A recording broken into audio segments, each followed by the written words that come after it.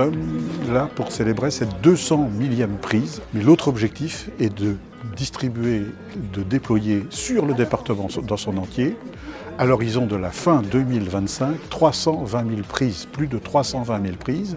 Là, le très haut débit, c'est bien l'objectif de la fibre, en termes de gigaoctets, donc ce sont des débits très importants, pourront être là rapidement chez l'habitant, mais aussi chez les collectivités et chez les entreprises qui sont demandeuses depuis très longtemps de ce très haut débit.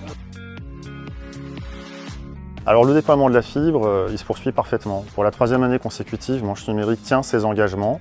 Nous aurons déployé 330 000 prises, c'est-à-dire que la quasi-intégralité des foyers de notre territoire seront raccordés à la fibre optique. Eh bien, l'intérêt, c'est que ce réseau appartient à la collectivité, c'est-à-dire aux habitants et aux habitantes de la Manche. C'est une question extrêmement importante de souveraineté numérique.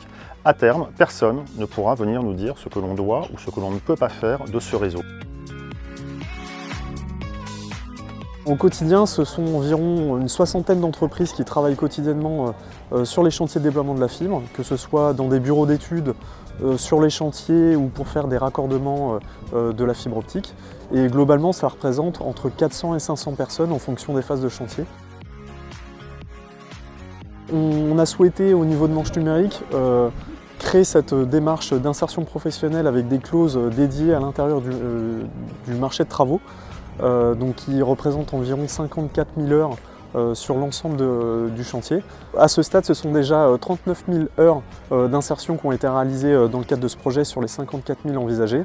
Donc à horizon 2025, on aura largement dépassé l'objectif qui était souhaité.